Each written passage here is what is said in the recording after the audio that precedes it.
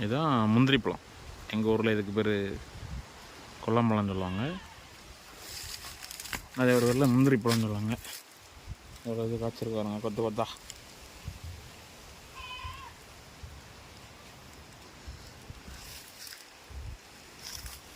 பழுத்து கீழே நிறைய உளுந்து கிடக்கு. பார்த்தீங்கன்னா உங்களுக்கு தெரியும்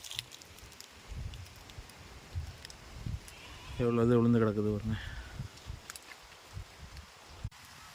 இப்போ நம்ம அதில் ஒன்று பறித்து டேஸ்ட் பார்க்கலாம். இது வந்து எங்கள் மாமா தோட்டத்தில் பார்த்தீங்கன்னா இயற்கையாகவே விளைஞ்சது. இயற்கையாகவே விளைஞ்சது.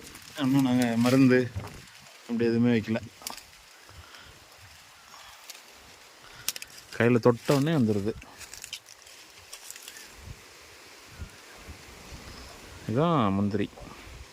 இதை காய வச்சு உடச்சி நம்மளுக்கு சென்னைக்கு அங்கெல்லாம் வரும். ஓகே, இப்போ சாப்பிட்டு பார்த்துடலாமா? இப்போ பார்த்தீங்கன்னா முந்திரி பழம் பறிச்சாச்சு. எப்படி இருக்குன்னு டேஸ்ட் பண்ணி பார்த்துடலாம்.